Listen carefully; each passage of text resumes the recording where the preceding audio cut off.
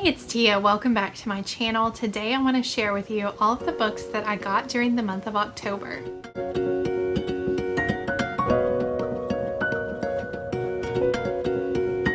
First, I want to share with you the books that I got through Book of the Month Club in October.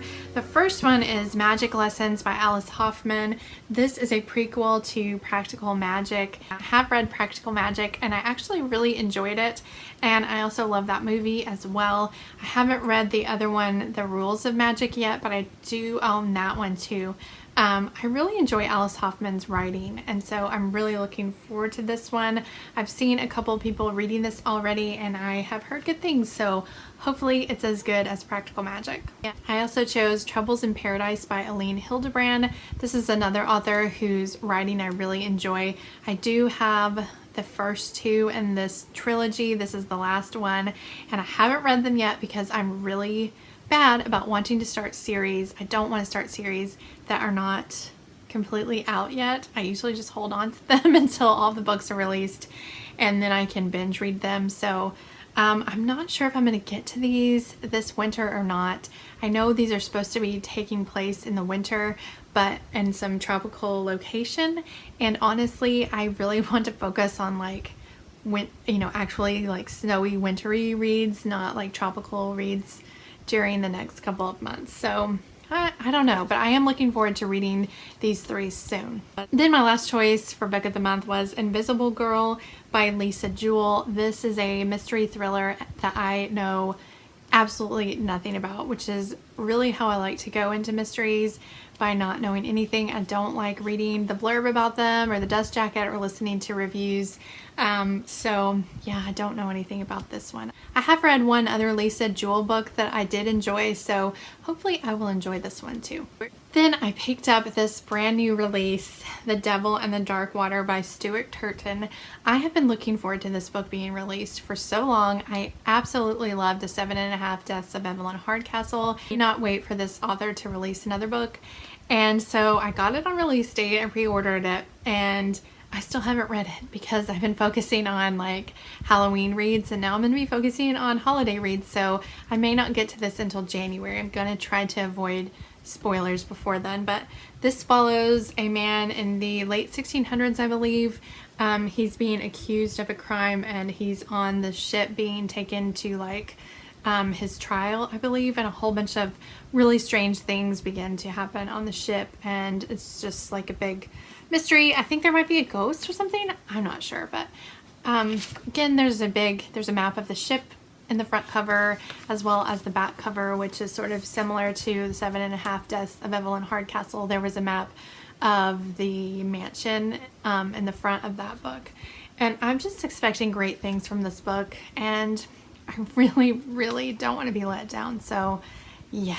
Then I received this book, The Return by Nicholas Sparks, from the publisher Grand Central Publishing, so thank you to Grand Central for sending this book my way. I don't know what this book is about, although I have read a ton of Nicholas Sparks books. I sort of have a love-hate relationship with Nicholas Sparks.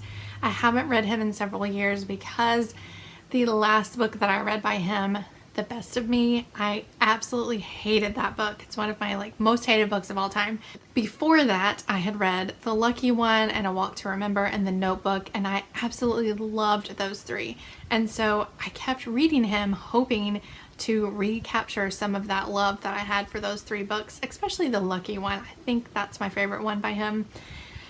But after Best of Me, I just stopped reading him altogether. That was probably about 5 or 6 years ago when I read The Best of Me.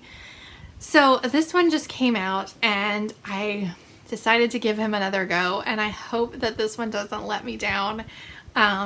Yeah, we'll see. I have not looked up any reviews on this or heard anything about it so far. I've been trying to avoid being spoiled by it, by reviews and stuff, so I'm looking forward to giving him another try. So thank you to Grand Central again for this book. I picked up Eaters of the Dead by Michael Crichton. This is the next book that I need to read in my journey to read Michael Crichton's books in order. This is his 4th published work, I believe. I'm not reading the books that he published under a different name, only the ones published under Michael Crichton. This follows an Arab man who is on a journey with some Viking warriors. He goes back to their country with them and I believe fights alongside them. And I think, if I'm not mistaken, that this is based on a true story. It takes place in 922, so it's definitely historical fiction, but I think it's based on a true story. So yeah, I'm looking forward to reading this. Michael Crichton is definitely a good author. This story doesn't seem like one that I would normally be interested in, but I am definitely willing to give it a go. My husband has actually seen the movie that's based on this. I think it's called The 13th Warrior, and he loved the movie, so hopefully I will enjoy the book. We'll see. I did get The Warden by Anthony Trollope. This is a classic, the first in the Barchester Towers series by Anthony Trollope, and I don't really know what this series is about, if I'm being honest. I just know that a lot of people love Anthony Trollope, and I've wanted to try him for a couple of years, so I finally found the edition that I wanted of this book and went ahead and purchased it, but I didn't get to it in Victober, which is a bummer, but there's always next year for Victober if I don't read it before then, so we'll see. I picked up the next in the Wayward Pines trilogy. This is book number 2. It is just called Wayward. It's by Blake Kraut. So I read Pines in October, and I talked about it in my mid-month wrap-up, and I will leave that link down below if you would like to go and check that out. I did enjoy Pines. It was sort of up and down for me, and I wasn't quite sure until the very end if I wanted to continue on with the series, but obviously I decided that I do want to find out what's going to happen. The ending was sort of, I don't know if I would say that it was a cliffhanger, but it was definitely one that made you want to continue on and find out what was going to happen. So yeah. Picked up Wolfcon Wild by Juliet Cross. This is book 1 in Stay a Spell. I'm not sure how many books are going to be in this series, but right now there are 2 out. This follows a werewolf, of course. It's a paranormal romance. I've heard great things about this book, and I do enjoy books about werewolves and vampires, so there's that. Then I got Clean Sweep by Ilona Andrews, and this is one that has also been on my radar for a very long time. I've heard nothing but great things about Ilona Andrews.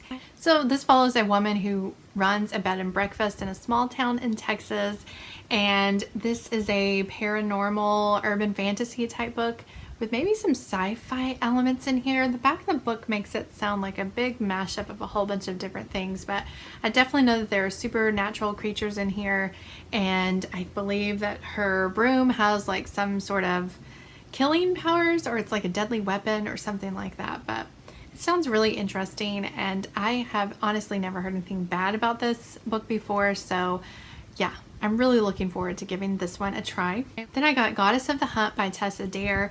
So this is Tessa Dare's first romance series, if I'm not mistaken. The first one that she published, the first series that she published.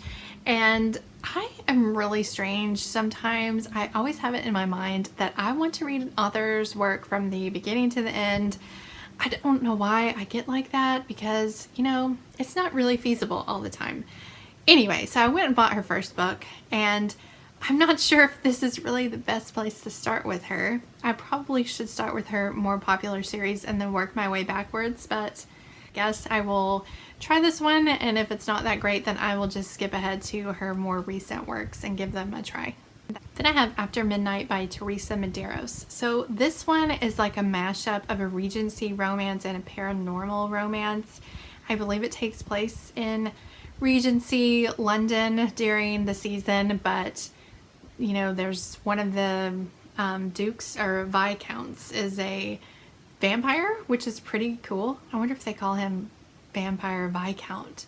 Probably not, but anyway, I think that would be so neat to read Regency mixed with paranormal and vampires, so that I'm really looking forward to this one. Then I got My Darling Duke by Stacey Reid. So this will be my first Stacey Reid, but I've heard great things about this book. I think that this is a Regency romance, or at least a historical romance, and I think, if I'm not mistaken, that the hero is in a wheelchair. Is that correct? I'm not sure. It's like I hear people rave about these things, and then I buy them, and then by the time I'm ready to read them, I've completely forgotten what they were about. I just know that I've only heard good things about this book, and I'm looking forward to reading it. I did go ahead and pick up Holiday Inn by James Howe. So this is the second book in the Bunnicula series, and I did talk about Bunnicula in my mid-month wrap-up as well. I read that in October with my kids, and they wanted to continue on with the series, so we went ahead and got this one. I'm hoping that we can get to it. We're in the middle of reading something else, so we probably won't get to it until November, but this one is definitely next on our priority list. So recently, I think that Audrey over at Chapter Converse had read an Anthony Horowitz, I think during the summer, and yeah, I'd heard great things about Magpie Murders from different people and just went ahead and picked this one up. He has several books out that I would like to read, but yeah. And the last ones that I got in October are all holiday reads. I definitely started to get into the holiday spirit in October and start to think about all holiday books that I want to read this Christmas season. So yeah, there's only 5, so it's not too bad. I got Highlander is Coming to Town by Laura Trentham. So this is the 3rd book in the Highland, Georgia series. It's a contemporary romance series, and just, yeah, I really have no reasons behind these things. I picked up Mr. Dickens and His Carol by Samantha Silva. This was honestly an impulse buy at Target. Yeah.